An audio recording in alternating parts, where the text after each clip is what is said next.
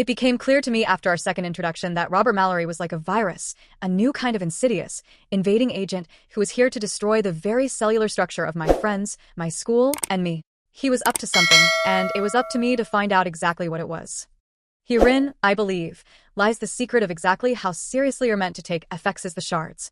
Feel how you will about Ryan Murphy and Bret Easton Ellis, the provocateurs who adapted the series from Ellis's novel of the same name, itself a work of autofiction, juxtaposing details from Ellis's real childhood with pure invention, but they understand how this sounds. These are the words of a teenager, Bret Easton Ellis's fictional avatar in fact, declaring that another teenager is a virus out to destroy everything, and only I can stop him. It's superhero dialogue coming from the mouth of a kid who looks like Peter Parker but enjoys luxury living like Jordan Belfort or Patrick Bateman. And why has he decided that this newcomer to his clique is pure evil? Because the guy fibbed about, or just plain forgot, seeing Bret for 5 seconds at an opening day screening of The Shining half a year earlier. The monster. It's funny on purpose, is what I'm saying. If you want to appreciate The Shards, you'll have to get on that level. Igby Rigney stars as Bret Easton Ellis, a high school senior living in the Hollywood Hills with his rich, perpetually absent parents. An aspiring writer, he dislikes Kubrick's The Shining because it was so different from the Stephen King novel, which he adores. He's also coming to grips with his sexuality, in the stop-start fashion that was the only option available to kids like him back in 1981. On the surface, Bret is one of the most popular kids in school. He's best friends and not so secretly in love with Susan Reynolds, Kaya Gerber, student body president, straight-A student, and all-around babe. Seriously, I'm sure she gets tired of hearing this, and I won't dwell on it, but holy shit, Gerber looks so much like her supermodel mother Cindy Crawford that it's like a special effect. Susan is dating Bret's pal Tom Wright, Graham Campbell, a golden god with a chill disposition and a mop of blonde hair. Rounding out the crew is Bret's girlfriend Debbie Schaefer, Hayes Warner, who's so rich and blonde and beautiful she can get away with pretty much anything. This includes persuading Bret, who'd been on the verge of phasing out sexual attraction to girls except for Susan, to date her. Besides being a good time in the sack, or the chaise longue, Debbie has showbiz connections via her producer father, Terry West Bentley.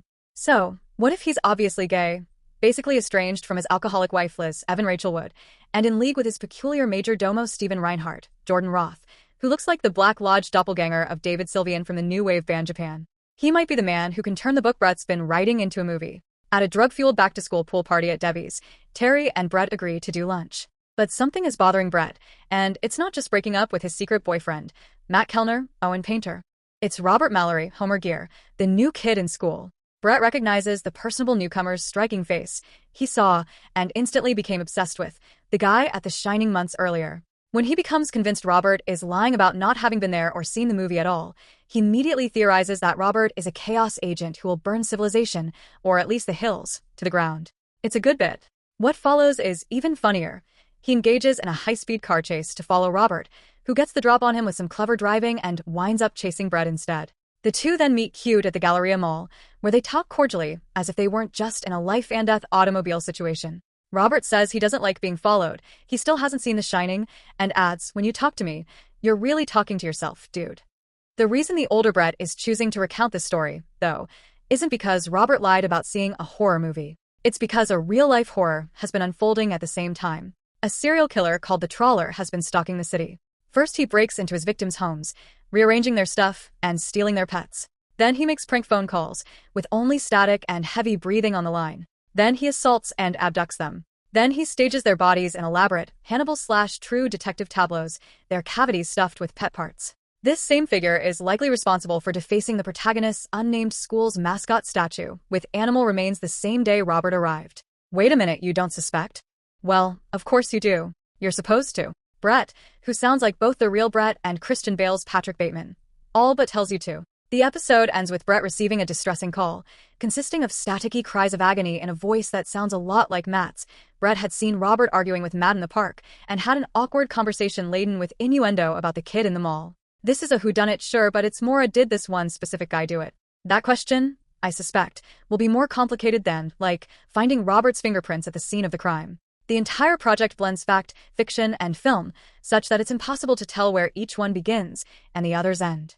Directed by Murphy from a script he co-wrote with Ellis, this episode references not just Ellis's novel, or his novels about dissolute young people less than zero, the one he was working on at this point in his life, and The Rules of Attraction, or his other novel American Psycho, the one about a wealthy, handsome, incredibly sadistic serial killer, but also the movies based on those books. The Secret History by his college friend Donna Tartt, Brian De Palma's uber-stylish early 80s Hollywood erotic thriller body double, the work of Nicholas Winding Refn and Stanley Kubrick and Martin Scorsese, slasher films, Fast Times at Ridgemont High via the Cars, Moving in Stereo, and Murphy's own oeuvre, with its lurid twin poles of glamour and violence. Meanwhile, Robert comes as close to saying, I am some kind of manifestation of your own subconscious, as a character can outside the final reel of Fight Club. How real is any of this anyway?